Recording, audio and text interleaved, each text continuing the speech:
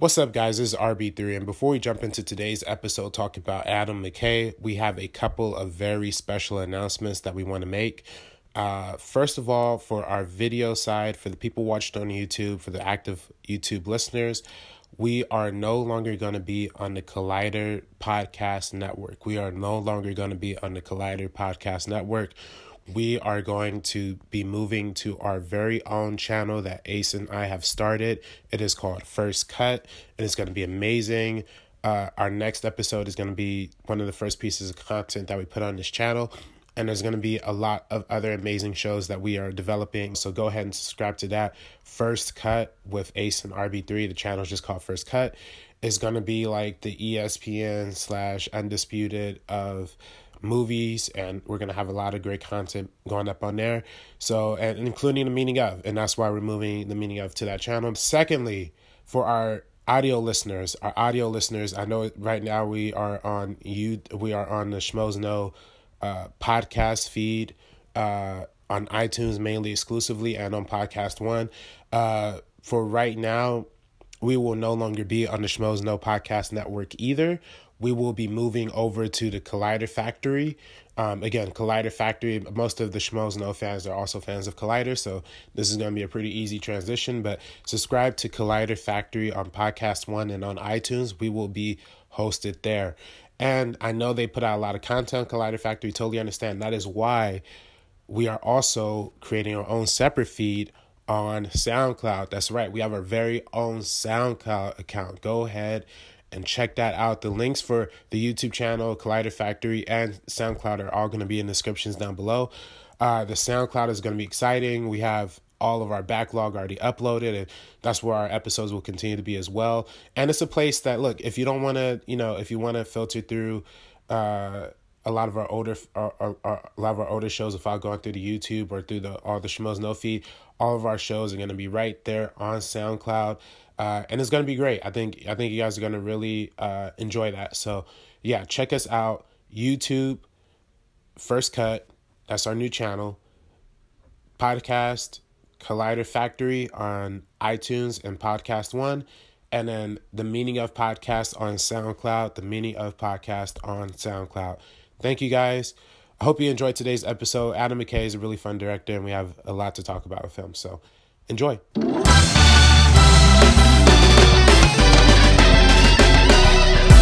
What is up, guys? Welcome to another episode of The Meaning of Podcast. I am Ace. This is RB3. And this is the podcast where we talk about your favorite directors and the deeper meaning within their films.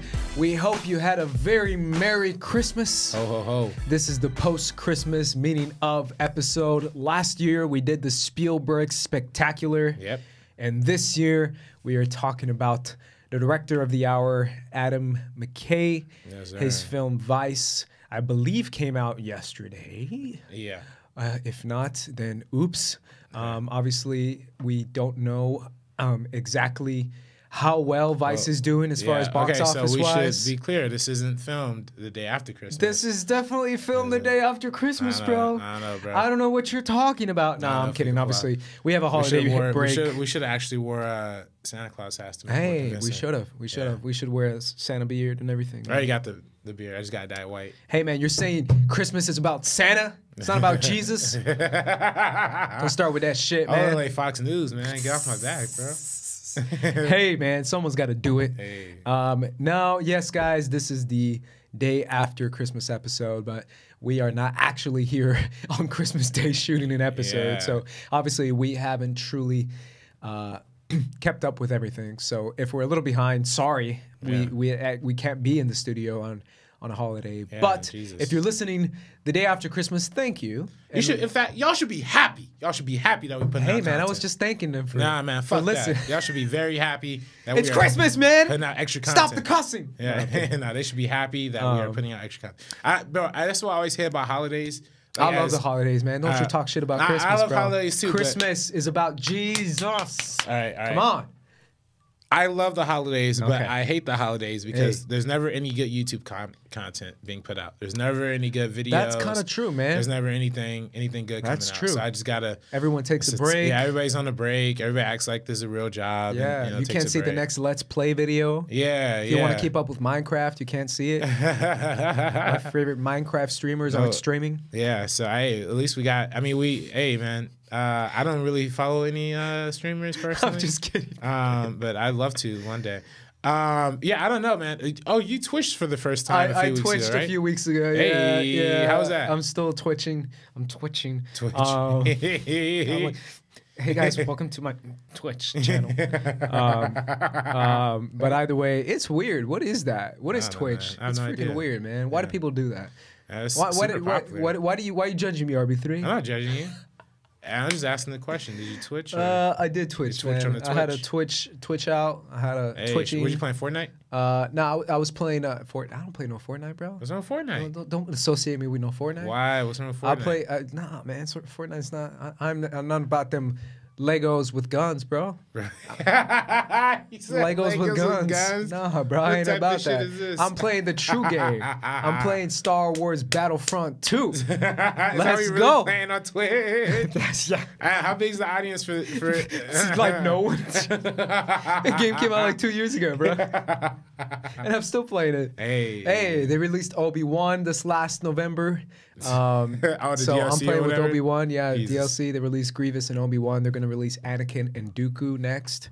Hey, man, anyone who's on that Battlefront. I play Black Ops 4 mainly, to be honest. Black Ops 4 is where I'm at. Yeah. But, is that the one with the free world, with the open world? Yep. Oh, yeah, that's really? Blackout. But it's part of Black Ops 4. But yeah. Is it like a I've been DLC? playing. Yeah, I've been playing Call of Duty for years, man. Like I used to be like really good at it, but now I suck. So yeah. If you see my stream, I'm sorry, but either way, I try. So Did I'm you not a try- cute streaming girl. So did you try the open world thing? The Blackout? Yeah, Blackout. Nah. No. I'm Okay. just not good at it, man. It's for me. It's boring. You know what's boring? Playing a video game that you suck at. That's boring. Yeah. But if you don't play it, you're not gonna not suck at it. Yeah, but if you play it like 50 times and you still suck at it, that's a sign from God that you should be celebrating the birth of Jesus. No, there you go. I go back to Christmas. Either way, guys, this week we're going to be tackling Adam McKay. Vice is a movie that a lot of people have been anticipating. Yeah. So far, we don't have true box office numbers, but I'm sure it's going to be doing a pretty good amount. Either way, it'll probably get award attention, which is kind of what it's going for. Will it? Yeah. I mean, It will. I'm gonna put it in the hat, man. I'm gonna put it in one of my son's hats because I got like 5. I hope so. It's gonna get something. It's gonna get something. I definitely think the fact that this movie's being hasn't been shown anywhere is a little concerning. At least True, to some but if extent. you're gonna go off the word of a few people who saw it, Mr. Scott Mann saw it and he said it was good. Yeah, saw it. Yeah. So did who else saw it? Someone saw it. Perry saw it and she said she liked it. Just you like that? Uh-huh. Okay. All right. I'll trust their words. So- I mean, and by the time this episode comes out, everybody would have seen it. So I don't know. I mean, then again, you only had a day to see it if it came out Christmas Day. Yeah, very true. Very true. So you never know, bro. Is it even is it opening wide or is it going independent? That's a and opening great wide, or- question. That's a great question. Oh. Let me pull up the Yikes! actual. $60 million budget too on this one. So That is pricey. Yeah, nationwide. December 25th. So Hey. yesterday, if you didn't see the movie, you're behind today, guys. Either way, guys, let's get right into it. Into Adam McKay. The reason why we're doing this, obviously, is because of Vice, starring Christian Bale and Amy Adams. and what's the other homie's name? The guy who plays Bush. They should have Josh Brolin reprise his role. Sam Rockwell. Sam freaking Rockwell recent Oscar playing winner. the W, George W. Bush. Perfect casting. Yeah, I mean, just a couple weeks ago, we lost Papa Bush, man. A couple weeks ago. Papa Yeah. Bush, bro. Why didn't you tweet anything, bro? Why didn't I see no tweet? Do you think I'm gonna? Yeah. Nah, man, I'm not gonna. We also lost a lot of people in war too. So you know what I mean? Like, Hey, don't start with that You should- shit. hey, I mean, That's I'm not just what this saying. movie's about. No, Hey. this probably is what it's about. Dick Cheney really running the show. Yeah, here. that trailer to me is still one of the best trailers I've seen. Great this year. trailer, yeah, Such a absolutely. good trailer, man. I when I saw Creed with my family over Thanksgiving, and we saw that trailer. My family and I were like, "Yo, that movie looks dope! I can't wait to see it." Yeah. Again, that is one of the best trailers. I'm so curious to see. Hey, look, this is it's an interesting. Whoa! Won't you look at that? Is this an I exclusive? got a little hot take. Hot take. I'm showing RB3 my computer for the viewers that don't see what's going on because you guys don't watch on YouTube. Fucking Tyler Perry's in No. Más bajito, güey. Oh goddamn. Lily. No, keep going. RB3's looking. Tiffany Smith. Tiffany Smith in this movie. Hey, wait a minute. Is that true? Shout out to my girl Tiffany Smith. CIA agent. She's playing a CIA agent. That's in a the big movie. part. Go watch the movie just to support Tiffany Smith, man. Hey, you never know. Damn, I didn't know she was. She's in this. high up that IMDb though. Yeah. So you never know. We'll see how big her role is. But either way, that's a Hey, huge big salute. That's a huge get, bro. That could be a best picture nominee. That's a right there. huge get. You just said it wasn't gonna get anything. I don't know. I haven't seen it. Hey, now you change your tune, bro. She don't follow me back on that, but it's cool. It's cool. Hey, it's cool. she don't follow you back for real? No. You never hanged out with Tiffany? We've probably only. I wasn't here What? when she was like. Oh, we went like freaking to the club. We went clubbing. You didn't go with us that one time? Clubbing, but I did. I'll play with you, bro.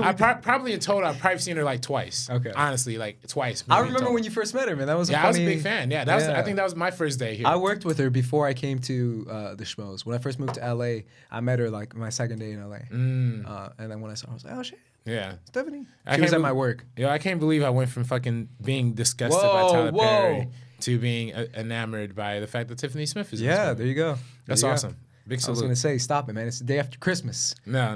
Stop it with them words, bro. No, big salutes to Tiffany. There you go, man. Yeah, big ups. Hey, Tyler Perry was also in, what was that movie? Gone Girl. Yeah, you're right. Gone Girl, man. Yeah. Come on. I mean, he played a part. There you go.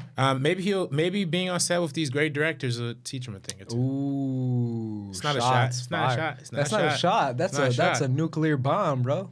That's beyond a shot. Hey man, that's not a shot. I mean, that's a nuke right there, saying, bro. Like everything's a learning experience. Hey man, come on now. You got to stop that. Either way, guys, Adam McKay has been a director known for his comedy, known for his quirkiness, and now he's been getting more into award-worthy films. Obviously, The Big Short is an example of that. Yeah. And now we're seeing it with Vice.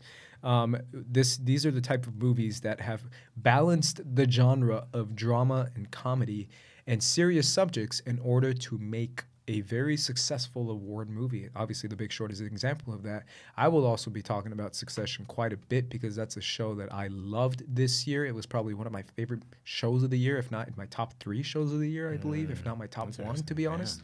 That show's so freaking good. And it is one of those type shows. It reminds me a lot. If you like The Big Short, you will like Succession. Obviously, you saw a few episodes of it, so yeah, first episodes. Dude, let's keep trying, keep going. No, I mean, I didn't like get back on that train. I didn't stop because the pilot didn't get me, to be honest. Yeah, I mean, the pilot, I was like, that's all right. It was kind of, it was all right. I'll watch the second one just because I didn't really get into it until like the third episode. Yeah. I mean, I didn't stop watching it because I thought it was bad. I just didn't keep up. I lost. Yeah. Just I feel you. But either way, guys, we're gonna be talking about Adam McKay, how he got his start, his movies, his direction, and where he is now. But first, we begin where it all began, and that is 2000 through 2001. He was on a little show called SNL, Saturday Night Live, specifically as a director. He directed these episodes, starting with the Alan Cumming, Jennifer Lopez 2000 episode. He did Joshua Jackson. Well, they're just the digital shorts. These are the digital shorts. Yeah. I'm sorry, guys, to clarify.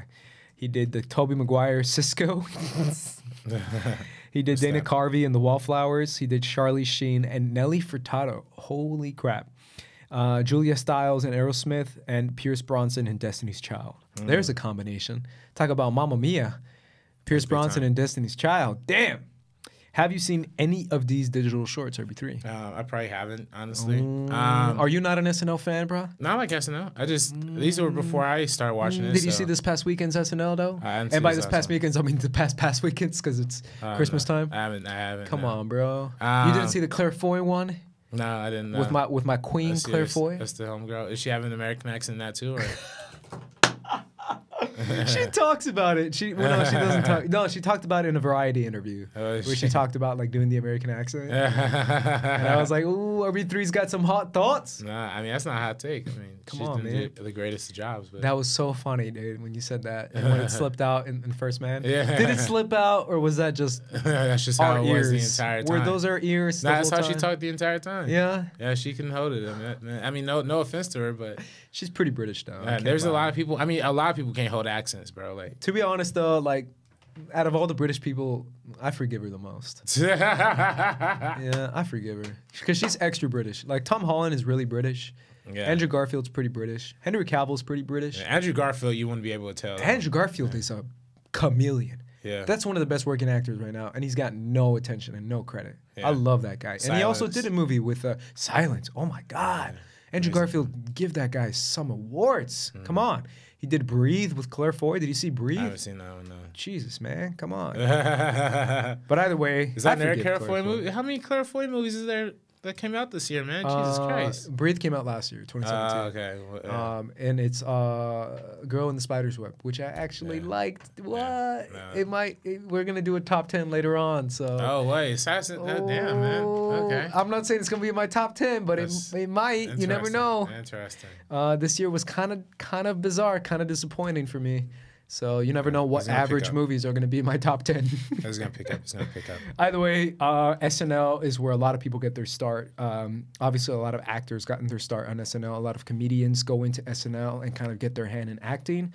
But Adam McKay is a director who got their hand in directing some episodes in digital shorts. And that is a really big staple because to me, SNL is still the grand staple of mainstream comedy.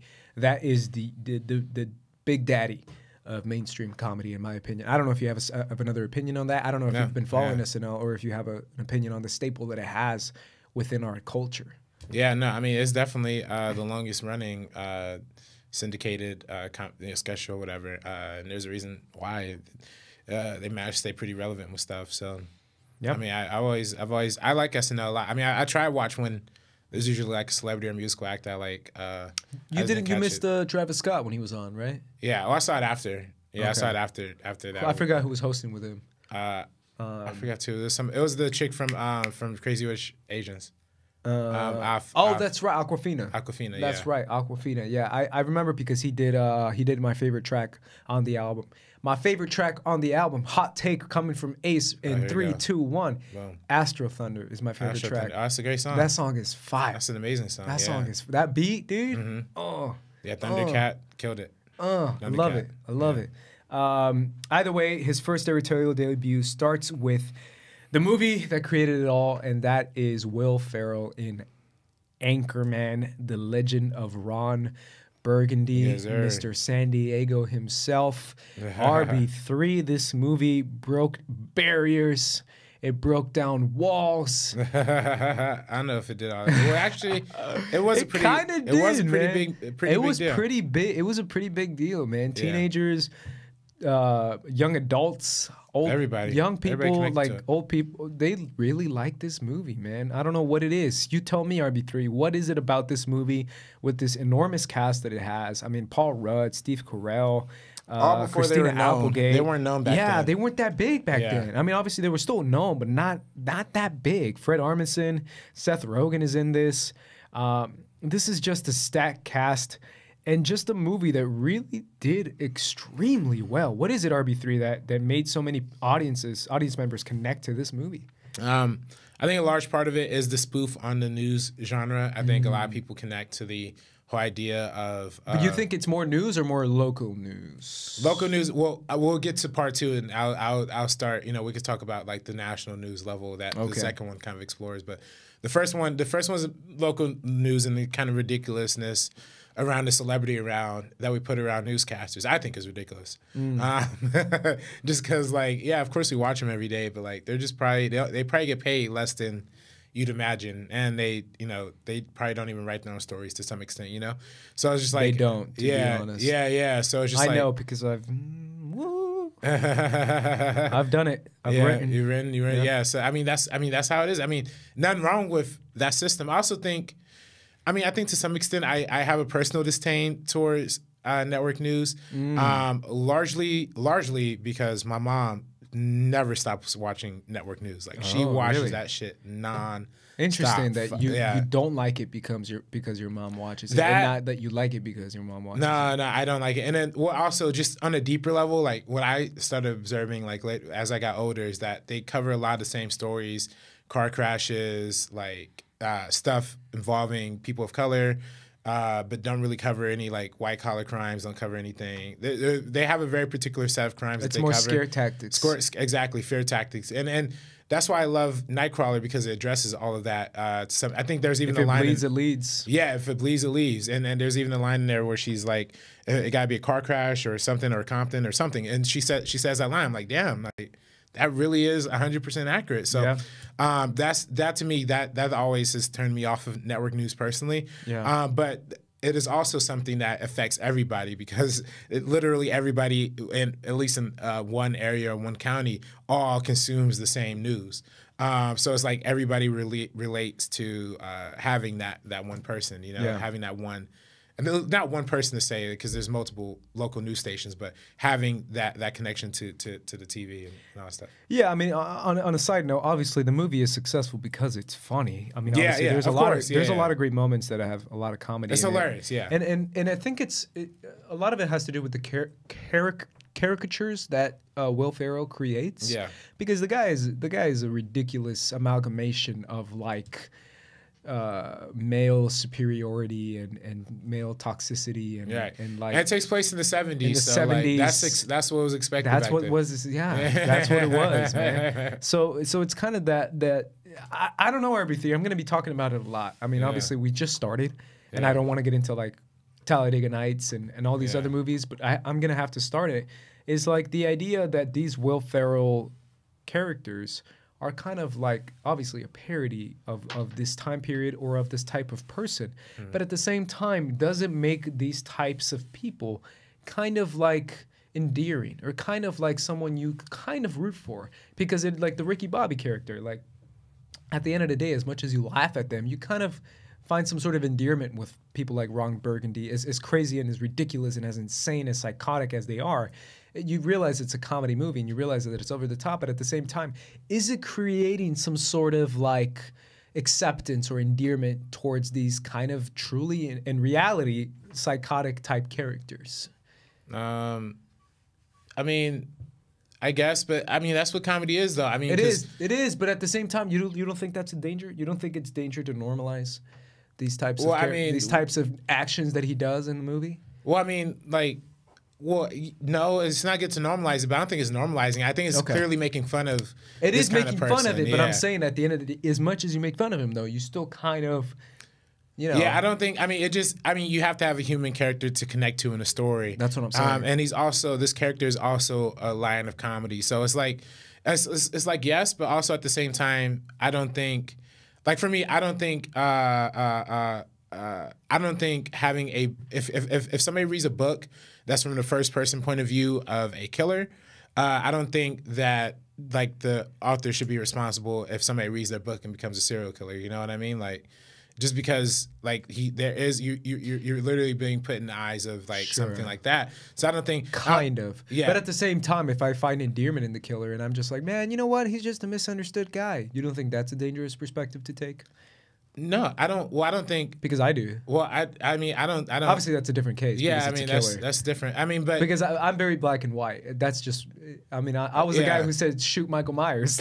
yeah. Just shoot him. Well, I mean, you have to. The movie's Michael over. Myers at that point, yeah. But if it was like, no, Michael Myers is just misunderstood, and I'm like, bro, this guy takes people's teeth out for fun. Well, shoot him. I mean, it depends on where the line is for you. I mean, for me, like, I'm not like as black and white. Like, I think like whatever, like.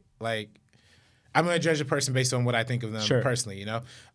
So then, so for somebody like Will Ferrell's character in this movie, like it's funny and like I'm gonna laugh at him, but I'm not gonna say like he's a good dude or you know what I mean? Like and also, I mean, you know, to some extent, at the same time, you could look at something like the Dumb and Dumber. Like you look at something like Dumb and Dumber. Like, are we gonna are we going to promote that? Is that promoting a certain type of behavior, or is it promoting some sort of like level of stupidity that people live up to some extent? You're asking the wrong guy. Because if you were asking a normal dude, he'd be like, "Nah, man," but you're asking me, bro. I was the one who went at you for Illumination Entertainment. Yeah, I was gonna say, like, Jesus Christ. I hate movies that promote stupidity, bro. So you don't like this movie?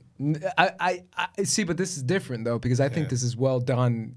It's you know who said it best, and I know I didn't want to do it, but I have to do it. Patrick H. Willems, bro. Oh, shoot. Have you seen his video on Adam McKay? No. He talks about, he calls it smart dumb comedy. That's the exact line he uses, and that's the name of the title of his video. That's called Smart Dumb Comedy. Adam McKay's comedy. Yeah.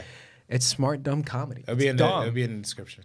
There you go. It's dumb, but it's really well written, and I think there is a difference there, right there. Yeah. And especially a lot of it too is like Will Ferrell's improv in this movie is just really spot on, and it's really, really well done. Yeah. And I don't want to credit Adam McKay for kind of bringing in the whole improv element because it's way before his time, but he kind of re-sparked it a little bit. It was him and Judd Apatow. And Judd Apatow, yeah. And Judd Apatow is a producer on this movie. As well, and we kind of, when me and my boy Cade was here talking about Judd Apatow. Not your boy, bro? I know, you're my boy too, bro. We're all boys. We had kind of like skipped over Anchorman because like it's more of an Adam McKay film than anything, but it's just it all kind of comes in that same ilk, and it's all during the time where Steve Carell was just doing 40-Year-Old Virgin, same year, 2004. That's right. It's the same, and Paul Rudd and Seth Rogen were in that. That's another iconic comedy modern film. I don't know what to call it, but that's what I'll call it. Modern classic. Modern comedy classic. Yeah. No, definitely. And so I think Anchorman and 40-Year-Old Virgin kind of are a good. Not companion pieces per se because they don't really mesh like on plot level. Yeah. But I mean on the sense of like the broad comedy, the kind of shift in direction that comedy took as a result of these two comedy films. that went mainstream. Yeah, exactly. Because this type of comedy was around, but just not as mainstream. Yeah, and I still think Anchorman is hilarious. I think there's just like too many good jokes in there. Yeah, absolutely. What's your favorite moment in this movie? I always love both in this one and the second one when like the whole street alley fight. Like, it's the best. It's the best, dude. Yeah, it's just hilarious. It's so good. Obviously, that's probably the most iconic part of the movie. Yeah. So it's kind of a cop out to pick it, but I'm gonna pick it anyways, man. It's so good. Yeah, I mean everybody picks that. I also love the what was the whole line about the cologne like. Yeah, only 50%. Oh yeah, 100% of the time or something like that. Yeah, I forget the exact line. Yeah. It's a lot of good quotables in it too. That's what really makes it amazing. Following Anchorman, he did another movie that has become pretty iconic, and that is Talladega Nights: The Ballad of Ricky Bobby. And this is one that he did with what's his face from Wreck-It Ralph, homie. What are you talking about? I'm so bad at names, dude. John C. Reilly. John C. Reilly, dude. Who would go on to be Step Brothers. Yeah, that's right, dude. Were you there for our? Damn it, I already forget his name too. Maybe it's just because I'm exhausted right now. But hold on, what's the guy's name? Who played Ross? Who plays Ross in The Walking Dead? Remember Walking Dead? Ross McQuan. Ross McQuan, is that his name? I think so. He was also in Infinity War. Ross McQuan. Yeah, he's in Infinity War. Infinity War, yes, he plays Red Skull in Infinity War. Were you there when he did it with Joel? Yeah. Were you there when he did John C. Reilly and John C. Reilly won? Mm-hmm. Bro, his John C. Reilly. Spot on. Oh, shout out to Ross McQuan. He is a super nice guy. He's actually a friend of another friend of mine that worked with me. And he told me, he's like, bro, this guy's so cool, and now he's on The Walking Dead. Like, he told me that like years and years ago, like when I first moved to LA, he's like, oh, a good friend of mine just got on The Walking Dead. That was his like debut episode. And now the guy's he's a talent, man. Like if you've seen his impressions, is like spot on. Yeah, he has a whole one with Variety, I think. Yeah, his Kevin Spacey, obviously poor taste. Ooh, I said a bad word, Kevin Spacey. We can talk about Kevin Spacey. Hey, he who shall not be named. Yeah, I was gonna say there's usually like a 6 month to a year period where we're That's like true. Not allowed to say the name, but I think we can say it now. Yeah. Either way, his Kevin Spacey is pretty damn good. Yeah, it's really damn good. His Ewan McGregor. Have you heard his Ewan McGregor? Yes, yeah. It's so good. Yeah. I just wanted to say all those Star Wars lines, bro. I love it. I love Obi-Wan. Yeah. Either way, John C. Reilly is great. But this movie, man, obviously it's not as well regarded as Anchorman is, but it's still a movie that really, at least in my friend group, hit a lot of them and really got them to say quotable lines, shake and bake, John C. Reilly, Baby Jesus. Yeah. Like all this stuff that became pretty funny and pretty quotable. What do you think about this movie? I think it's a fun movie. I mean, it's a clear commentary on the NASCAR phenomenon that happens in the U.S., which is actually the biggest sport in America. Oh, dude, you have no idea how big that is, bro. It's so big. People love NASCAR, man. Yeah, so it's funny. This is like the Rocky of our generation. Some sense. Rocky, Ricky, get it? Okay, but it does pin against the French versus the American, the allies in heart, but the rivalry in spirit, and I think that's interesting. Yeah, no, it's a good film. I mean, it was funny seeing Amy Adams be such a clown in this movie. I also think the opening scene is funny to me because if you just take out the opening scene of that movie and put it like, if you just show somebody the opening movie, the scene is like, oh, this is a race car movie, they'll have no idea what the fucking, because it was like the flashback to like the yeah. I don't know, it's weird. I really dig it though. It's a fun comedy. What do you think he's saying about that section of the U.S. that enjoys this sport so much? I mean, he's kind of making fun of it. I feel like all of Hollywood is going to make poor fun taste? Do you think you think people in that area actually like it? You think NASCAR fans that are really like this, because there are people like this. Yeah. You think they enjoy this movie? I don't know. I have no idea. I mean, I know exactly 0 people who like NASCAR. Like 0. None. So I don't know. Like, apparently it's the biggest sport. Hey, man, you didn't grow up in Texas. I didn't grow up in Texas. I didn't grow up in, like, Australia or... Australia? Do I have it out there? Yeah, I guess. It's not American, I guess. It's not American. I was going to say. What's the big... Or Indianapolis, right? Indy 500? Is that what they call it? Yeah, but that's not Australia, bro. No, I'm just saying, like, I thought Australia. I meant to say Alaska, but I don't know why. It's been a long day. I'm thinking more like North Carolina and Kentucky. It's North Carolina. Is Indianapolis, though? Indianapolis Indy is a big one? 500 is a big one, yeah. Kentucky, right? Kentucky. Kansas? Probably, sure. All right. All states I don't like. Hey. Yeah, we got I'm just kidding. I'm actually I was going to say, there's some nice people in those states, bro. Take it back. Some great people. Not including Jay and Ryan Schnelling. From, they're probably not listening. Yeah, no, I don't care. I don't give a fuck. Somebody clip this out and tell Jay, suck my dick. Hey, man, come on. It's the day after Christmas, damn it. It's about Jesus. Not Jay. I'm sorry, not Jay. I love Jay. I love Jay. Jay's dope. Ryan, not so much. There you go. Schnelling. Hey, man, we're talking about Baby Jesus. Yeah. Either way, yeah, I mean, it is interesting, right? Because it kind of makes fun of them quite a bit, but at the same time, I could still kind of see some people who enjoy NASCAR and are kind of like this, enjoying this movie. I don't know, that's just me. I always find it funny how those movies that are attempting to make fun of those people end up being the movies that people cater towards. Yeah. I love Logan Lucky. Logan Lucky. Yeah, that's a great film. Yeah. Logan Lucky's another one that does that. Mm-hmm. But I feel like there's a ton of movies out there that are supposed to make fun of something but end up celebrating it at the same time. Yeah. I wish I could name a good example of it, but there's quite a few movies that do that, where it's supposed to be like a parody of this, making fun of it, and people who are being made fun of are like, yo, that was dope, and they think it's the coolest thing ever. So I could see that happening with this American movie. Sniper. Is that a parody? I think so. That's just me. You think Clint Eastwood made a parody about a sniper?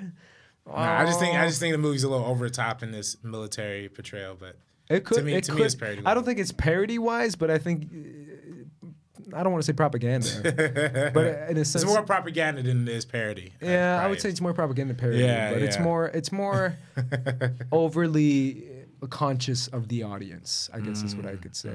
I saw that in a packed theater. I saw American Sniper in a packed, happy theater.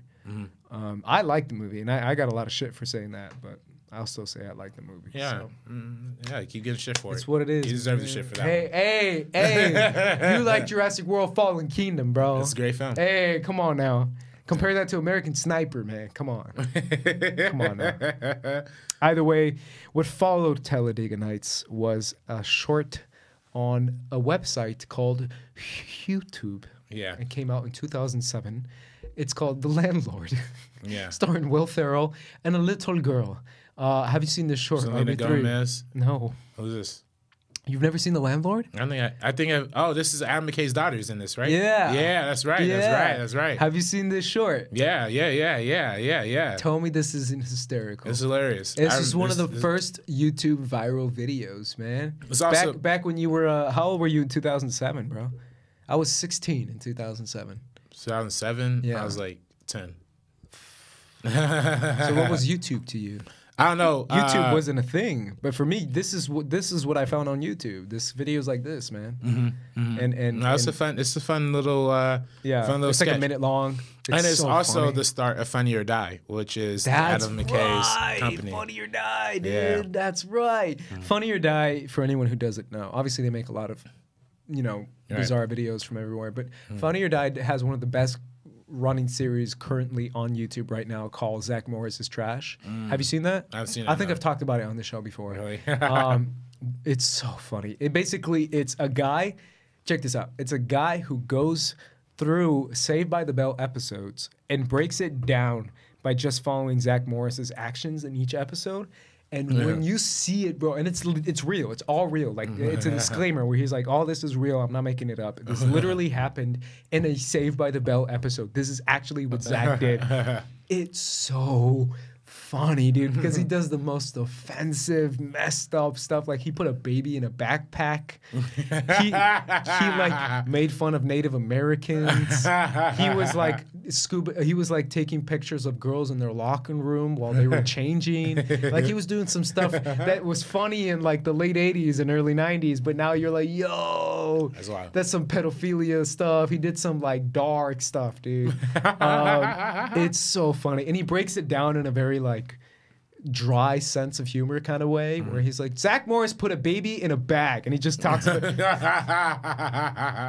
It's so funny, dude. Yeah, no. It's Funny or Die does that video, and that's my favorite video series. Besides that, I don't really follow Funny or Die that much. I like College Humor a little bit more. Between Two Ferns is their Between Two biggest Ferns, thing, I think. that's right. Which is getting a movie by Netflix. Oh my God, is it really? Yeah. Oh, that sounds terrible. How are they gonna make that into a movie? It's probably just gonna be different interviews. Like. I guess. I would rather see that as a show on Netflix than a new movie. But anyways, whatever. Yeah, I know what the whole plan Sidetrack. is. Between Two Ferns is great, man. It's definitely the one of the staples of awkward humor, dry humor, which is what I call it. It's so funny, and yet it's so hard to watch. It's great. I love it. And then they also are responsible for the Billy on the Street. That I don't know if you've seen that. Oh show. my God, I love Billy on the Street. Really? Are they really? That's crazy. Yeah. Billy on the Street is awesome. But yeah, the Landlord was what their first video was, and they ultimately ended up blowing up ever since. And a year later, he did a movie that is a lot of people's favorite comedy, and that is called Step Brothers. Hey. Screenplay by Adam McKay and Will Ferrell. Both of them wrote this movie, and it stars John C. Reilly and Will Ferrell. And it is one of the weirdest comedies. Yeah. You know who's also a star in this movie is Adam Scott, man. Hey, Adam my Scott. guy, man. Adam Scott's great. He's great in this movie. He's great. Yeah. He's in a show called what's the name of that show that he's in? He is in a show. Give me 2 seconds. Called Party Down. Party Down. One of the best shows that nobody watched. Like, I've seen Party Down. You seen Party Down? Amazing. Not all show. of it, but I've seen a few episodes. Yeah, all three. It's seasons HBO, of it. right? It was Stars when it came on. That's what it is. Yeah. No. Shout out to Stars, man. Yeah, they be putting out some quality stuff sometimes. Have you seen? Man. You still haven't seen Spartacus, have you? No. Oh, Spartacus, bro. I legit, bro. Legit. This past Sunday, I was at church. Oh shoot! You thinking of Spartacus at church? I legit, bro. I was at church and we were doing this Christmas tree lighting at church. This is all real, by the way. This is not made up. And I was talking to some people, and I forgot what we were talking about. Oh yeah, we were talking about like nerd stuff that I'm into, and they're like, "Oh, what are you into?" And I was like, "Oh, I really like Game of Thrones," and you know. And they're like, "Oh, really, Game of Thrones?" And I'm like, "Yeah, you know, it's really intense." But I also love this show called Spartacus. And I was talking about Spartacus, and I was like, "Yo," I was like, "It's kind of hard to recommend Spartacus in church." Yeah, I was gonna say like, damn, that's the wrong place. Like. I'm like right next to the Christmas tree as they're being lit up, and I'm like talking to this random girl about Spartacus, and I'm like, "Yeah, you know, thanks for coming to church. I was like, have you seen Spartacus though?" Yo, that scene where like the crazy blood fountain is coming out, and people are like having sex on top of the blood fountain. That's like talking to somebody from Westboro Baptist Church about Call Me By Your Name. Like, hey man, don't compare my church to Westboro Baptist Church. My church be the opposite of that. No, of course not. My church is cool. My church is definitely not comparing your church to that. But either way, it's the most intense show I've ever seen. Yeah, you gotta watch it. No, I'm talking about Spartacus. Oh, okay. I was gonna say it's the most intense show I've ever seen. And recommending that in church kind of dawned on me. I was like, this is kind of weird. Like this show is extreme, and they do it in a tongue-in-cheek kind of way, in a wink at the camera. It's like a lot like 300 though, right? It like, is. That's what I got from that. Oh, even more, man. Honestly, it really is. Like you gotta see. It's a special show. It's so special because it's so serious and grounded and political and like all this stuff. And at the same time, they're gonna like, they have goofiness where they're just like, Namiya, I must come to you, and we must have a grand orgy on top of this blood fountain. And it's like, you're like, oh, dang, bro. Like, they're going to really do this. That's wild. And you're like, okay. They're kind of comedic with it. Like, they're funny with it. They're not doing it to be, you know, serious. They're making fun of themselves. Yeah. And it makes it even better. Come on, RB3. You got to watch it. I haven't watched, but I have seen the original movie, Spartacus, by Stanley Kubrick. Yeah, that's definitely not what I referenced. Yeah, great film, though. Great film. Yeah, man. Adam McKay. I mean, not Adam McKay. I'm sorry. Adam Scott. Great actor, man. He was great in this movie, too. He plays a funny, quirky dude in this movie as well. What is your big takeaway from this movie, man? I mean, obviously, this movie is super weird, as I said before. And it's very popular. It's so popular. Yeah, I love it. I think it's funny. I think it's funny, the whole idea. Well, I mean, it's a big dichotomy, right? It's a big struggle for a lot of men to deal with the idea of seeing their parental figure, especially two guys like these, because these are both like enormous man children. You know what I mean? Like there are grown children that are like living with their parents still. So like the fact that they're still living under the womb of being their parents, also like being a single child means you're like way more connected to your parent than. You know, especially a single child with a single parent, like you're super connected. That's like your best friend almost for a lot of people. So then it's like having that and having to deal with a new force entering that life, but also somebody else who's dealing with the exact same thing, but y'all are butting heads just because of the dynamic in and of itself. It's just funny. It creates a lot of interpersonal family conflict while also making it a broad spectrum thing that everybody can relate to. Absolutely. Yeah, I mean, that's the biggest nail on the head. It's the fact of like the classic story of like two people butting heads and then realizing that they become the best of friends and that they need each other. What do you think of the ending of the movie with the Italian song that they sing at the end? I forget if it's French or Italian. I know what you're talking about, yeah. What do you think of that with the whole... It's basically a spoof of like emotional... romantic comedies, I guess. It's essentially a romantic comedy ending type. Yeah, something like My Best Friend's Wedding or some shit. Yeah, no, I think it's funny. I think everything about this movie is kind of goofy, but in a funny way. So. It is very goofy. Yeah, no, big ups to Step Brothers. I don't really know much more of a deeper meaning. I mean, I think deeper meaning would just be like you said, man. The family. Yeah, family the emotional stuff. connection that the two guys can have, and realizing that. You can be brothers, arranged marriage of brothers. Oh shit! Arranged brother-in-laws. Arranged brother-in-laws can actually work out in the end. So that's funny. You never know. Now for these next three movies, though, a lot of political intrigue in the next three of his films. RB3, man, he's on one. Yeah, no, they're all there. Let's do it, man. Let's start out with The Other Guys. The Other Guys. This movie, I forgot about this movie, man. Came out in 2010. Classic. It stars Will Ferrell and Mark Wahlberg. This is my Adam McKay. This is your favorite? Yeah. It also stars The Rock and Samuel L. Jackson. Yes. Hey. I like a light, bro. The name of their duo. They have the most iconic duo. Bro, I can't lie. What Mark Wahlberg does in this movie is a tragedy. If I were a Yankees fan, what do you mean? Because of Alex Rodriguez. Can you imagine that? Yeah. That is pretty damn funny. Though. That's amazing. That's pretty good. The fact that they actually got Derek Jeter for that. Right, Derek Jeter. That's so funny. Derek Jeter. Yeah. Can you imagine that? Like they do that again with like LeBron or something. That's so. That'd funny. be amazing. They should have made a sequel to this movie. They gotta make a sequel to this, man. Yeah, nah, definitely. What do you think about this movie, RB3? Tell me about it. I think it's, for one, I think it's genuinely great as a comedy. I think it's a dope. I don't want to say parody of the police genre movies because I don't think it's a parody. I think it actually kind of is. It is, but I think it kind of falls in line with like more of the traditions and the standards of like just being a normal buddy cop. You know, them not getting along together, have to deal with each other, reconciling or whatever. I think it's more of they're put in comedic situations, but I think the development of those two relationship is pretty like straightforward.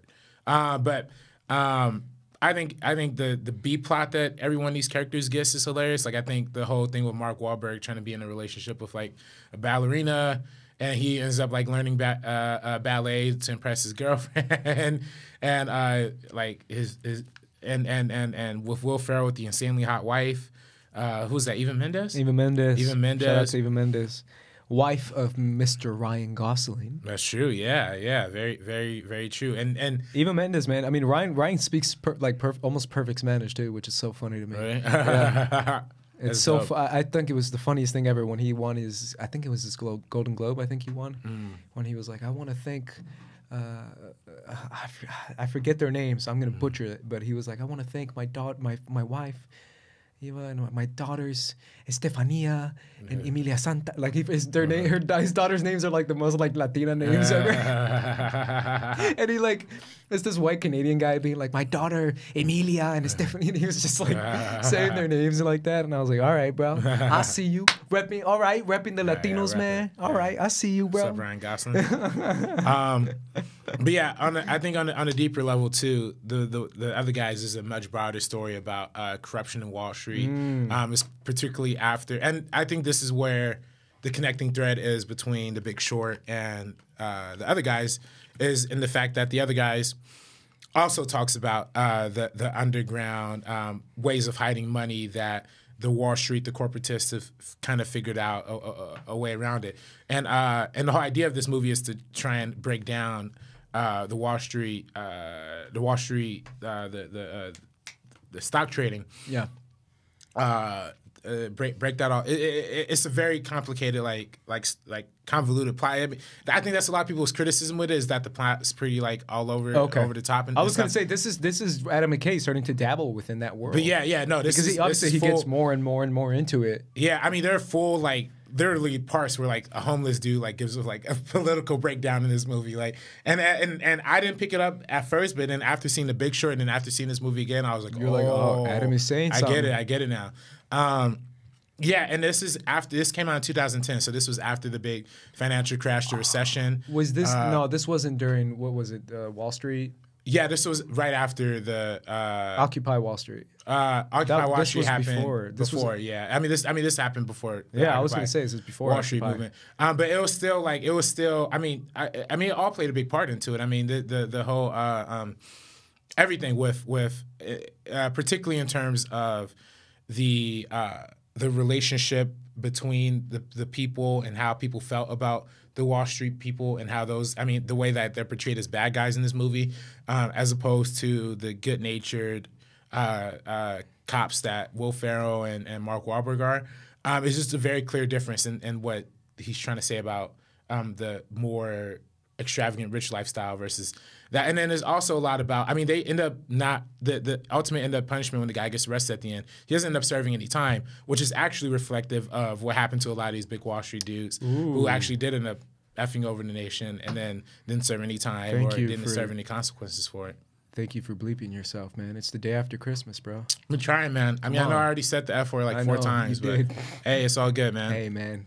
I see that effort. I appreciate that. I'm trying, effort. Man. I appreciate it. Especially when talking about the other guys. There you go, man. Good movie. There you go. What's your what are some of your favorite moments in this movie? I'm sure you have plenty. Oh yeah. No, the homeless dude in the car, like he finds his car and he's like, oh yeah, we found 2 homeless people fucking and they start having an orgy. I think that's hilarious. You just ruined your self-cuss, bro. Oh, whatever. I'm sorry, man. See, I gotta think the day about after it. Christmas. Bro. I really gotta think about it to not curse.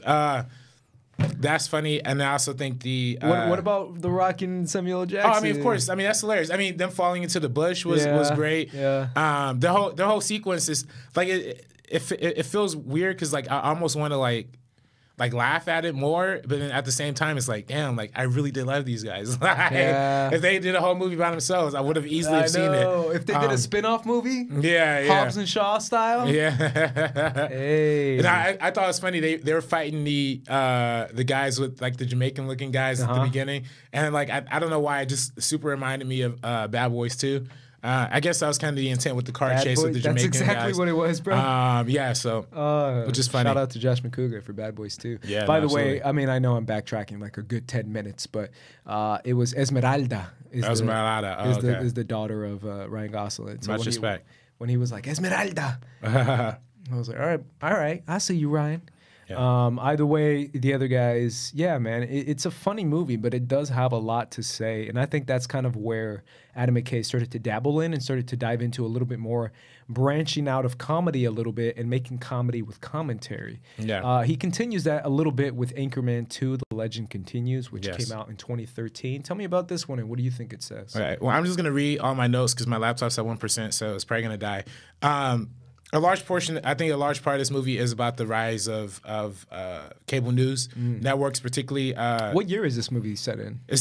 I don't know the exact year, but it's the 80s. Okay. And I think the whole point is that in the 1980s, that's when CNN first started.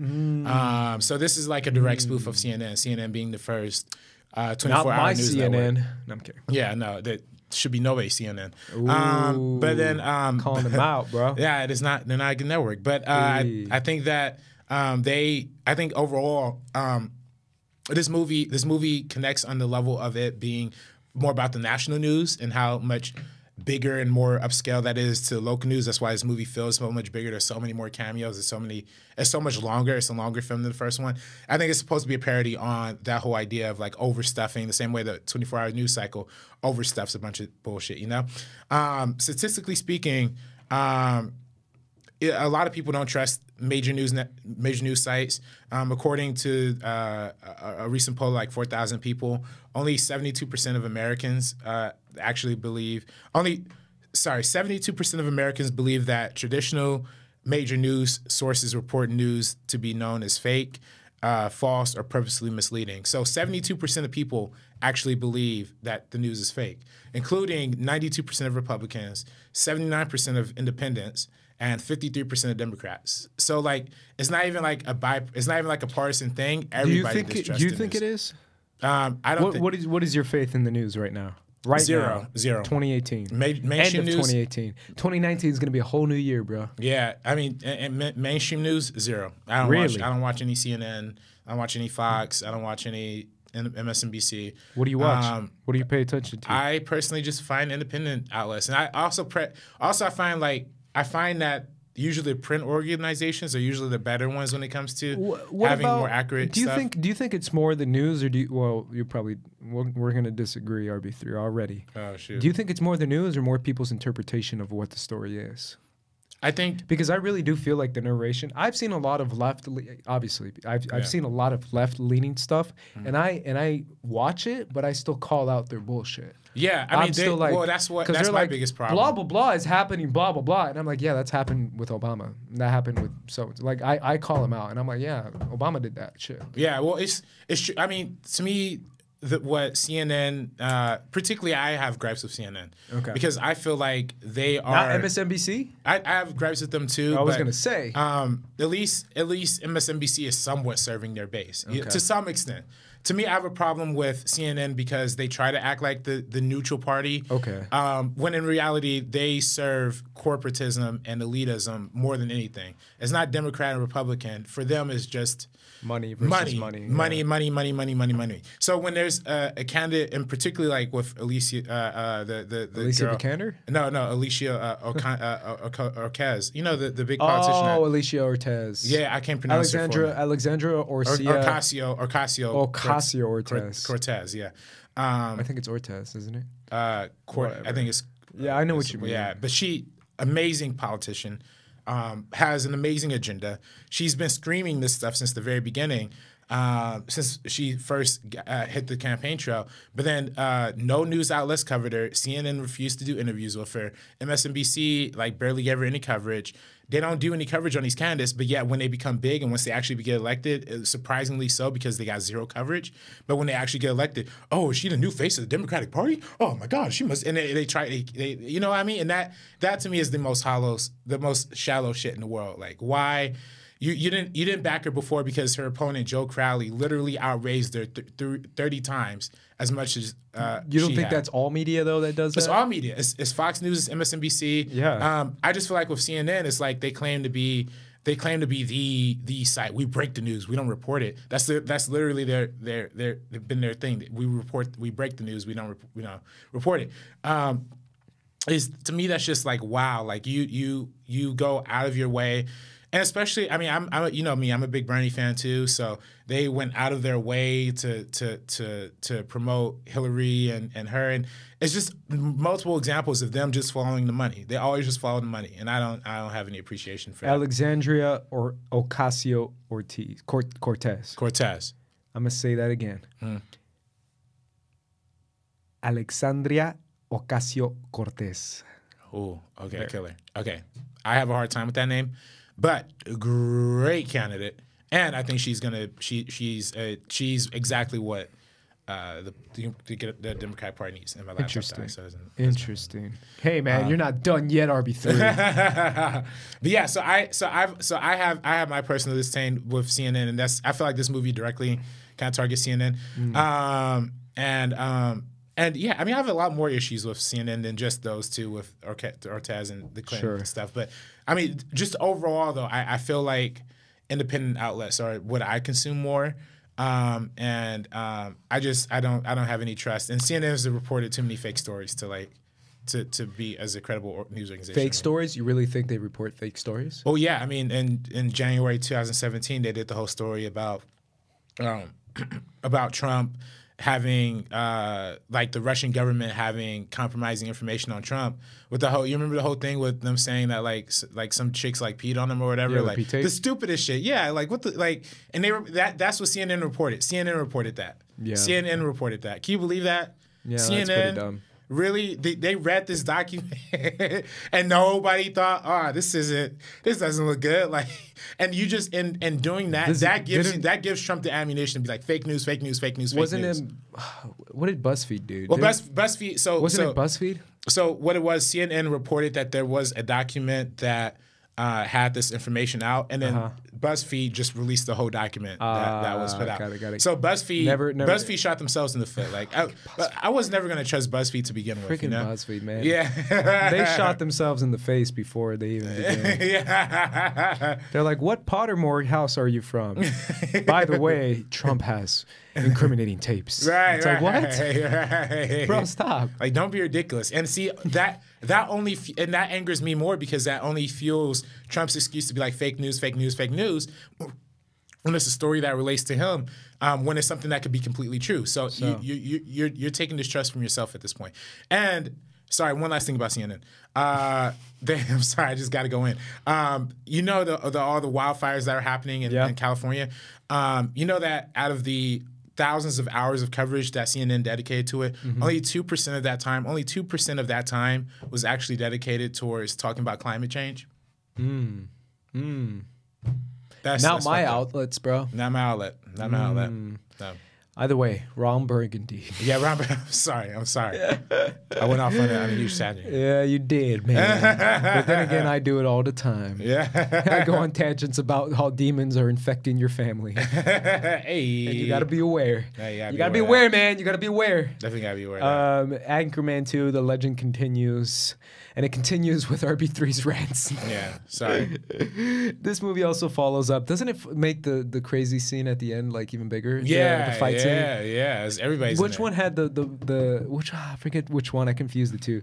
Did this one had the bicycles or the first one had the bicycles? When they're riding around the bikes, they're like.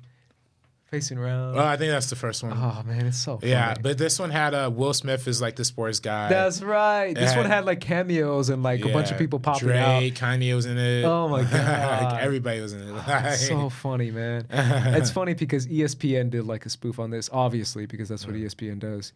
But and it's just the idea of like some random here I'll say it, a newscaster who has a very proper, pristine. Everything is outwardly and everything is taken in through their eyes as far as their look, their presentation is the key to their success. Having like nunchucks and spinning it around, like that to me is like the most jarring two things, which makes it so funny to see like a proper news guy like spinning around with like a freaking morning jack or like a nunchucks or like a spear, like all that stuff is so funny, man. Yeah. Just that aesthetic, that look. The jarringness of it is so funny. So shout out for this movie just for doing that. Yeah, no, it was all funny, man. It was all good let's jokes. jump into Academy Award nominated The Big Short. Yeah, classic. Didn't this one win the script? Best adapted script, best original screenplay? I mean, I hope it did. It should have. It also won best editing. I know that. Editing, that's what it won. Yeah, I know it won. Deservingly so. It won editing. I know it was nominated for sure for screenplay. Should have been. He should have been nominated for best director. Was he? I think he was. I think he was. Yeah. Let me see. I'll verify for you. But either way, talk to me about The Big Short. Big Short is one of my favorite movies of all time. I know I say that quite often on this podcast. Really? Yeah, but holy crap. I liked it. I didn't like it as much as everyone else, to be honest. Really? I really liked it. Don't get me wrong. But I was like, yeah, it was real good. It was real good. No, I like when I first left it, I was like, oh, it's really good, you know. See, there you go. You had my thoughts. But then, like, after sitting on it for a little bit, kind of thinking about how wacky it was, like, that they cut to a Ludacris video in the middle of the movie, I thought that was, like, Shout wow. out to Luda. Yeah. And we were just talking about him. Talking about him on the James Wan episode. James Wan, yeah. Yeah. So it was funny because I thought like, oh, shoot, like, this is, like, when I left the theater, I was like, it's an okay movie, but why that? Why that choice? So it really made me look at the movie differently when I saw it again. Do you think that the fourth wall breaks were jarring, or no? Or do you think they were cool and well done? I think they're well done. And then I mean, because it came right after The Wolf of Wall Street. Didn't Selena Gomez come out in this? Selena Gomez was in it. Margot Robbie. I know, but the Selena Gomez one, out of all of them, I was Margot Robbie in a hot tub. I was like, sure. Yeah. Selena Anthony Gomez. Bourdain was in it too. Anthony Bourdain, but it's Selena Gomez. I was like, what? The girl's like 17. Well, she's really not. Apparently, the scene that was the guy who she was talking with and Selena Gomez, the guy who she was doing it with is a famous like poker player or something. Oh, no way. Or something, yeah. He's also famous. But it was originally supposed to be Jay-Z and Beyonce. As those two. But then they, I don't think Jay-Z and Beyonce were available. Yeah, I think this movie is, for one, a brilliant satire of the whole you know, kind of Wall Street elitist. I mean, it's not directly Wall Street; it's more about real estate, but it's the same kind of area, all in that, you know, kind of zone, and it approaches that in a way that's original and fresh. Like, obviously, we've seen that story a lot with like Wall Street, with Oliver Stone's Wall Street. We've seen it with a lot of other movies, but this and The Wolf of Wall Street kind of take a more comedic approach to it. But this one takes an approach that's also like takes the documentary like style of it too, right? Like it does the push, the weird zooms and shot largely on like a long telephoto lens, so everything looks kind of flat and kind of has this like very specific aesthetic. And I love it. I think that's just genuinely like a brilliant made movie. The style matches perfectly with what they're trying to say. How real life, how impactful these actual events were to American people. They kind of give like a small like side storyline to some of these characters to some extent, and I just think it's brilliant. What do you think about? Well, the biggest thing for me, and I'll ask you as I tell you, is the tone and how they balance the tone of serious content with satirical elements with slightly comedic elements, because I don't think it's necessarily comedy. I think that's too strong a word. But I say it's comedy. You think so? Yeah. I don't think so. I think there's comedic elements, but I wouldn't necessarily say comedy. It stops being a comedy after a while. Sure. I just feel like there's some I'm gonna sound like such a snob. Oh my god, I stopped myself before saying it, but whatever. What you gonna say? Be honest, Ace. It's the idea that life is a comedy, Ace. I mean RB3. It's the idea that in situations like this there can be comedic elements within a real serious story. I don't know if that makes sense. True, but I don't think a drama is going to cut to a music video, yeah, or have Anthony Bourdain. I just think there's certain elements in this movie, specifically Christian Bale's character, specifically Brad Pitt's character, that it's a little bit more serious. And I think the Steve Carell and the Ryan Gosling character is a little bit more comedic. I don't know if you agree with that, but that's just kind of how I feel that the two kind of come together. I agree with the Christian Bale. Sure. I think the Brad Pitt stuff is hilarious. I think he's hilarious in this movie. I think it's like quiet funny though. It's I was gonna say it's not. Yeah, it's not over the top. Funny. It's funny seeing the contrast between him and then the two guys who's kind of mentoring. That the entire film they're like super eager, like we just want to make money. We just want to make money. He's like, shut up, like. And he's very much, and he has a very like humanistic approach too, which is why he got out of being in this like business of trading and buying investment trading and stuff like that. That's why he got out of it, because it was too much of like loan sharks, like everybody being evil to each other, and he's just too humanitarian for that. So I think from a character perspective, he offers a very unique window into the life of these guys, how it can actually affect like a good person, how he just kind of lives off on the grid and stuff like that. And I also think his character also kind of serves as like the underlying like kind of heart of the movie to some extent too, and of course he produced it, so I think that of course this was going to be. But what's his company called? B+? Plan B. Plan B. But I think even at the end, like when everybody's celebrating because they just made like this enormous amount of money, and he has that key line. It's like, this is not a joke. This is not a game. Like people's lives are being ruined because. Yeah. And you're just making money off of it, you know. Yeah. So I think his part is very strong. But I also think he's more of a comedic character. The Christian Bale character is very complex. And it is very complex. That's actually who the character who he plays is actually who wrote the book for The Big Short, that The Big Short is based on. And he's a very real. I mean, everybody's a very real person, but he's a very real person, and he does have the kind of like the same kind of nervous tick. He's a drummer as well, and he has a very serious backstory. And I also kind of side tangent to some extent. I love the way that they handle the portrayal of like backstories in this movie. Like it's very quick flashes, like you know what I mean. Like it's just visual. Like you get the emotion of the character. Because they had the whole thing in the beginning when they show Steve Carell's arc with his brother committing suicide at the beginning of the story, and how that kind of affects him. Same thing with Christian Bale's character with him drowning in a pool or whatever as a kid. All great stuff there. I just think this movie is amazing. Yeah. And do you think it's so far just best adapted screenplay winner? It won best adapted screenplay. Yeah. It's Best Picture nominee, Best Supporting Actor for Christian Bale, Best Director for Adam McKay, and Film Editing Best nominee, not winner. I didn't win. So it won adapted screenplay, but not editing. This was 2015. So 2016. It came out 2015, but a 2016 nomination. So Mad Max Fury Road won. So that's a fair. Okay, I give Mad Max Fury Road that. Fury was very well edited. Yeah. The whole movie's editing. Yeah, essentially. Yeah. But yeah, it's still a worthy nominee for editing. 100%. And I actually do love that it won the best adapted screenplay, because the fact that they're able to communicate as much information as they needed to communicate in this movie to make it understandable for people. I mean, we laugh at the scenes with Margot Robbie and Selena Gomez and Anthony Bourdain, but those are key scenes for people to understand the bigger metaphor. Even that scene, and I love the scene where they first meet Ryan Gosling and he's like making the stacks, and there's like the little Chinese character that's like next to him. He's like, this is Yin. He won a national math competition. Oh, that's right. Isn't that guy like is he a friend of JT's? He was a friend of JT's. He was on Box Office Breakdown a couple times back in the day. He was like a friend of, like an actual friend of JT's. Yeah, which I think is funny. Yeah, because at first when JT was like, oh yeah, I'm hanging out with this guy, I was like, oh cool. It's like a guest or something. Like when Christian gets a guest or something. He's like, no, he's an actual friend of his. Right. She like hangs out with him like unironically. ironically. That's cool. Yeah, that is a funny moment. Yeah, but it's also key in understanding the overall development. Sure. And I think the way that it approaches the material, I think the way it communicates the material, I think the material itself is really strong because the ending to me, like as much as I laugh through this movie, the ending just destroys me every time. Like, and I wasn't. Well, that's why I say, like, can you really call it a true comedy?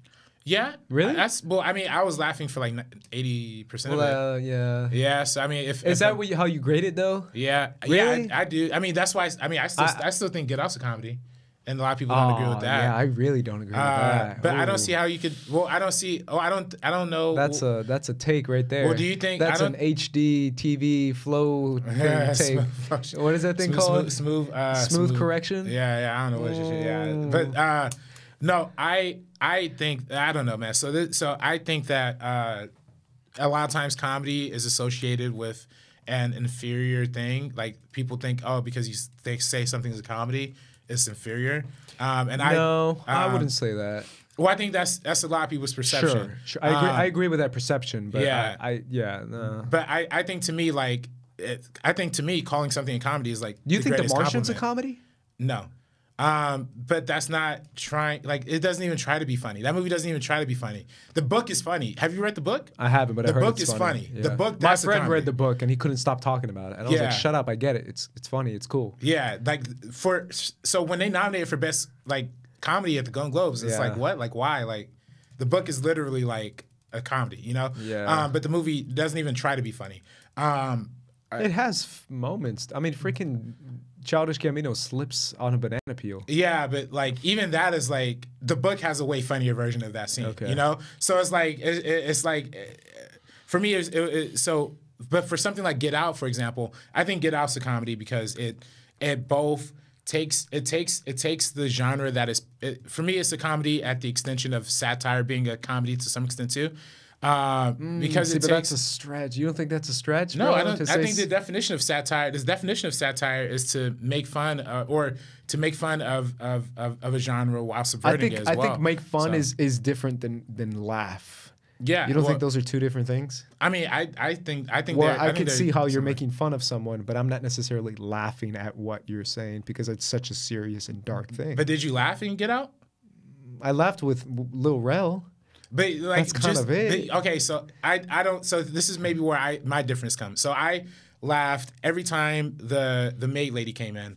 I laughed every time that I laughed one or two times when the maid lady was like when she walked her. The first time she like ran across the room or something. Mm-hmm. That was funny. I think there's. I mean, I laugh in that movie way more than I'm like doing anything. I don't know, man. Because for me. Maybe. I don't know, because I felt like it was a true thriller, like a thriller movie where I was like, come on, Chris, don't die. Oh, like, I don't want him to die. Like, that's what I felt. Thriller comedy, though? You want to say thriller comedy? Not really. Because I feel like, the elements of satire, the fact that Jordan Peele obviously comes from comedy. Sure. But even he says it's not a comedy. Yeah, I don't agree with him either. He made the damn movie. I don't care. David Fincher made Alien 3. Did he though? Did he? That's a good point. Or did Fox make it? But that's true. But I think the satiristic elements help with the comedy. Sure. I think everything in Get Out is quietly funny. And going back to The Big Short, you know what's a funny thing? You know what? Let's talk about comedy. I just mentioned it. I was talking to Church about it. Spartacus. I told you. Yeah. I literally just said how it has such dark, deep political messages, and yet when they do the crazy gory stuff, they do it almost like in a comedy kind of way. Yeah. Like where it's like they're not saying this is funny, but it's kind of funny the way they do like a super crazy backflip and then a guy chops off his head and then bounces his head off the sword. Like it's supposed to be kind of gore funny. Yeah. To me what I consider that's funny. I laugh every time I see that stuff on Spartacus. Yeah. Well, this is to me what I kind of consider as a comedy. If I watch a scene and then I think like after that scene, like after they did the whole take, the director laughed off camera or something, then it's intended to be funny. Okay. You know what I mean? So but then again, that's speculation. That's true, but also but like not just like literally mean they laugh, but like you could tell like when the director's having fun, like with a film. You know what I mean? True. So John Wick. John Wick 2 is hysterical. Yeah. John Wick 2 is a comedy. Yeah. Well, I'm not saying that's intended, but like, have you seen John Wick 2? Yeah. Did you not laugh? Like I laughed, every kill was a joke. I thought every kill was funny. But it was also dope too. It was also dope. That's true. But yeah, no, I think The Big Short and Get Out are both examples of movies that aren't necessarily quote unquote traditional comedies. Sure. But they use the comedy. The comedy amplifies the overall message, and it plays on a lot of satirical elements that you wouldn't normally see in most other films. So I think on top of that, and both Jordan Peele's and Adam McKay's background, to me, kind of makes them both good contenders for comedies. I'll accept it. Yeah. I'll accept it. Either way, let's finish up by talking about Succession, a show that you have not finished. I have not seen. I've only seen the first episode. You've only seen the first 2 episodes. Let me tell you a little bit about it, man. Give me a breakdown. I can't lie, man. This show, I said it before I started the episode, but it is one of my favorite shows of the year, man. It really is. HBO show starring, what's his face? Cox, Brian Cox. That's right.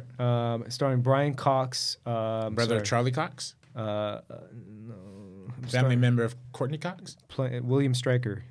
You know William Stryker? Yeah. What's his name? Brian Cox, yeah. That's his name. Jesus, man. Why are you making fun? I'm just asking, like, is he related to Courtney Cox or Charlie Cox? Man, don't ask me, bro. No. Also starring Kieran Culkin. Kieran Culkin? Yeah. He's in this for real? Yeah, he is. Oh, shoot. Who is he? He plays one of the sons. So essentially, the story, you've seen the pilot, so you know a little bit, but the story is about a mega conglomerate media company. Essentially, what I got from it was Disney. Yeah. Did you see? I don't know if you got that too. Well, I saw he worked at like a Disneyland type at the beginning. That's why it's kind of Disney or Universal. You could say Universal too because they also have Universal Studios. But basically, the kind of media company that has news outlets, that has entertainment, that has movies, that has theme parks, that has what are those things called? Cruises. That kind of giant conglomerate media corporation, massive scale that not only influences culture, but it influences thought, it influences opinion, it influences perception of politics, of everything you can imagine, entertainment, music. They even talk about like signing artists in this show. It's so good. I love that type of corporate stuff because it's corporate entertainment kind of stuff that I not necessarily, but maybe later down the road when I'm an ancient man want to get into. I would want to get into corporate entertainment stuff just because I like that kind of world. And I like to manipulate people every 3. Not playing. Go have some cars on. My voice gets dark. I like to manipulate. Straight up Conjuring 3, bro. Oh, shit. Not playing. But either way, that's the kind of world that he does. And what it is, he has a very traditional Scottish background. So it kind of has that. The reason why the show is called Succession is because it kind of has that traditional passing of the mantle to your son, to your heir kind of mentality. And it talks about all the children he has, where his daughter is into politics and she's a political advisor. His son is a president of the company.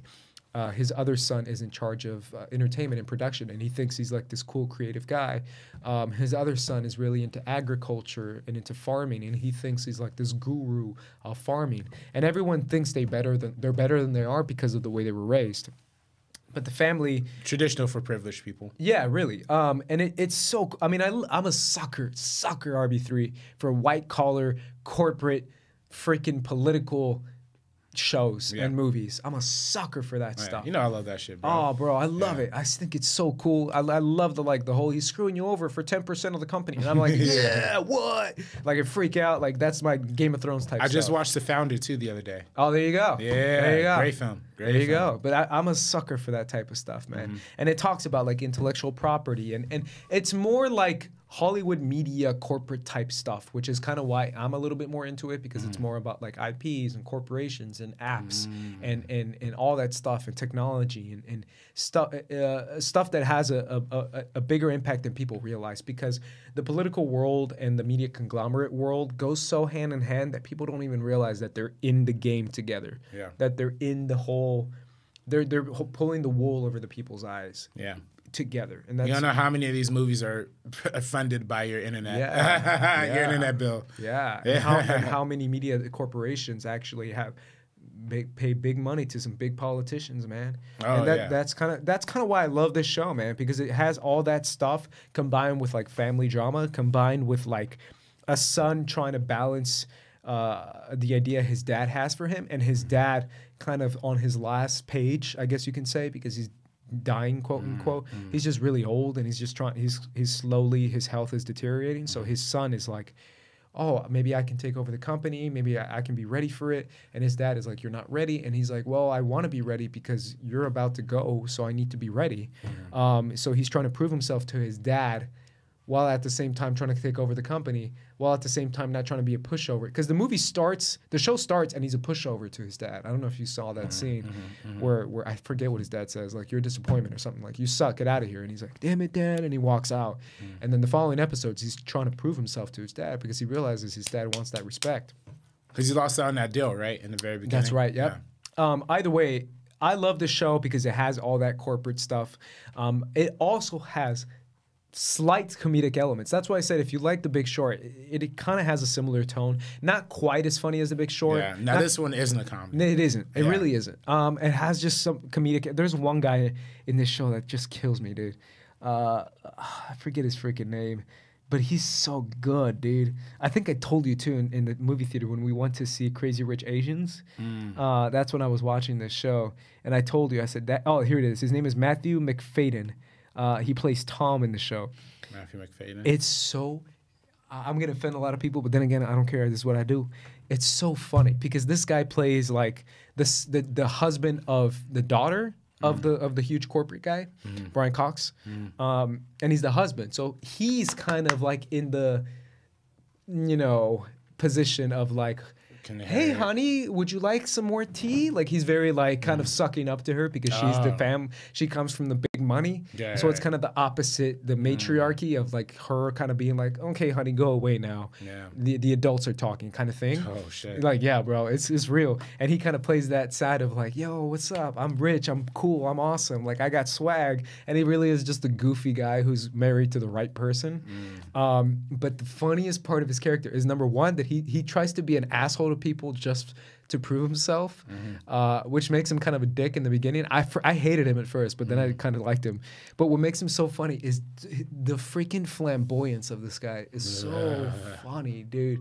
To see this guy be like the quirkiest, like most like flamboyant dude ever just because he's married to this girl is so good. And all this stuff goes into the corporate angles of one family over another, over all this media conglomerate, political. It gets into like who's running for president and stuff like that. Dude, I'm telling you, this show, a lot of people talked about Barry this year for favorite shows. I'll talk about my favorite shows of 2018 probably next week. But Barry, Glow season 2, Atlanta season 2. Atlanta season 2, definitely. Narcos Mexico. Obviously My Hero Academia, but I don't know if I want to count anime. What's another favorite shows of 2018 for you? I haven't watched TV this year. Oh, come on, man. You can't do that to me, bro. You can't do that. You didn't see Atlanta season 2. That's all I You didn't see Glow season 2? No. You didn't see Glow season 1? Nope. Come on, man. Why? What's wrong with you? I just don't watch. I want to watch more TV. We watched? Either way, House of Cards. We did watch House of Cards. That was not good. That's not good. Westworld was good. Oh, Westworld was good. Was that 2018? I don't know. I might have been too late on that. Yeah, you're right. That was in 2018? I waited like years. Yeah. Damn, bro. I watched that one. That Amy Adams show came out this year, Sharp too. Objects. That was pretty sure. Did you see Sharp Objects? Saw the pilot. Okay. Either way, Succession, I gotta be honest, man, it's probably my favorite. I mean, one of my favorites of the year so far. I'll probably put an anime ahead of it just because that's how I am. But yeah, Barry was really good. Did Stranger Things season 2 come out this year? No, that was last year. Fuck. That was one of my favorites last year. Yeah, that was dope. Season 2 was dope. Way better than the first one. Yeah, way better than the first one. Yeah. But either way, there is, out of my favorite shows of the year, this is up there, man. What did Netflix have this year? What did Netflix have? I don't know what they had, but, we talked about me and Brian talked about Coen Brothers. And did you see Buster Scruggs? That movie is hot. Really? Or at least so what it is like 6 different stories. Yeah, I heard about that. And they're all different. American Vandal season 2. Oh, I haven't seen that one either. Fuck, I gotta get that one. They did a episode of they do 6 different stories, and the first story, like they're all so different and so weird that it's just hilarious. The first story is literally this dude who like he's like, it's all set in the Old West. So this dude like goes around and like people like challenge him or like fucking like pull out their guns at him or whatever. And he's just like the coolest killer, like in the like shoot him like real quick. Yeah. But he's like the super goofy guy who like sings songs about like the people who he kills like after he kills them. Like it's just hilarious. It's hilarious. All of them are just funny. So I really like that movie. That's crazy. Yeah, I mean I can't lie. The more I look up shows, hold on, let's do it one more time. Before shows in 2018, yeah. Come on, give me something, man. I don't know. I can't lie, dude. Succession might be my favorite. The more, I mean, Ozark season 2. Did you see that? No. Oh, Ozark is so good. Let's see. Oh, Maniac. Maniac was pretty good. Oh yes, Maniac. Maniac was pretty good. That's amazing. I never saw Haunting of Hill House. I never seen it either. Atlanta season 2. Amazing. Daredevil season 3. I haven't watched it. That was pretty dope. I tell you, I got my memory erased for the first 2 seasons of Daredevil. You did tell me that, and I was very offended. I haven't seen Dear White People. Sharp Objects. Damn, bro, I'm telling you, man, this is not. This is a rough year, man. What's happening with the shows? What happened to golden age of television? So far, I don't really see New York Times Best of 2018. Let's take a look here. I watched Legion for a little bit. I just didn't finish it. I couldn't finish it. I dropped out so hard. I'll probably jump back in. BoJack Horseman, the new season, I haven't seen it. Oh, I liked it. I mean, I didn't see all of it. Homecoming, I never saw it. You see Homecoming? No. Disenchantment on Netflix. Pretty good. What is that? It's like from the creator of The Simpsons. It's like an animated fantasy. I don't know most of these shows. The Bridge, The End of the Effing World, Babylon Berlin. Oh, a good friend of mine is in the End of the Effing World. No way, that's awesome. Money Heist, Unforgotten. Dude, New York Times, you guys are weird. What is these choices? Barry, Killing Eve. I still haven't seen Killing Eve. I'm gonna watch it. I've never seen it. Pose on FX beats me. I haven't seen any of that stuff. Vanity Fair, and we'll call it a night. Come on, Vanity Fair, pick something good. Succession, there you go. That's the right choice. Number 10, it's a Succession. I disagree with that. High Maintenance, I don't know what that is. Pose, I haven't seen it. Blue Planet, come on, guys. You guys are picking a documentary about fish. Patrick Melrose, I never saw it. I kind of wanted to see it. Never seen it either. It's the what's it, Benedict Cumberbatch show? Is it on Amazon? Mm-hmm. BoJack Horseman, Atlanta season 2, Killing Eve, and at number 1, The Good Place. Good Place, never seen My it. roommates are in love with that show, but you know what? Succession is up there for me. It's probably either my number 1 or my number 2. Nope. So we'll see. I'll probably put an anime before it. I'm telling you, watch this show. Shout out to Adam McKay for making one of the brainiest, weirdest, zaniest corporate shows I've seen in years. I gotta check it out. It's so good. I haven't even seen enough TV shows to make a top 5, but I will check out Succession. It's so good. So good. Either way, guys, for the Meaning of Podcast, that calls it. Let us know in the comments down below what is your favorite Adam McKay show. I mean, movie. What is your favorite Adam McKay line? What is your favorite movie line? Funny or Die video, too. What is your favorite Funny or Die line, quote, short, whatever it is, let us know in the comments down below. Let us know what is your favorite line from a movie, because I feel like he's got so many and we haven't touched them. Yeah. Name one of your favorites right now. Boom, on the spot. My memory is horrible. My memory is horrible. I love that line. Either way, guys, let us know in the comments down below what you thought of this episode. Hopefully you guys enjoyed. Hopefully you have a very Merry Christmas and Happy New Year. And Hanukkah to all of our Hanukkah. RB3 apologizes for all the F-bombs that he threw out. Yeah. I apologize for my recommendation of Spartacus. Yeah. It's a great show. It's one of my favorite shows of all time. Check it out over this holiday season. Yeah. Kwanzaa, happy Kwanzaa. Hey. Everybody celebrating there. We will see you next year where we will be chilling. 2019 New Year. Let the past die, like Kylo Ren said. Let the past die. No Star Wars You're still holding on! No Star Wars movie this Christmas. No Star Wars movie this Christmas, which broke my heart. I can't lie, RB3. Broke my heart. This Christmas for me was all about Harry Potter. I think I've seen those movies like 10 times already. Ever since our Harry Potter episode. I've rewatched the Harry Potter movies. You even watched Fantastic Beasts? I've gone to the Wizarding World of Harry Potter and I'm never going back. But I miss Star Wars. Let the past die. Kill it if you have to. And bring on 2019. We love you guys, and for the Meaning of Podcast, I am Ace. This is RB3. Peace out, guys.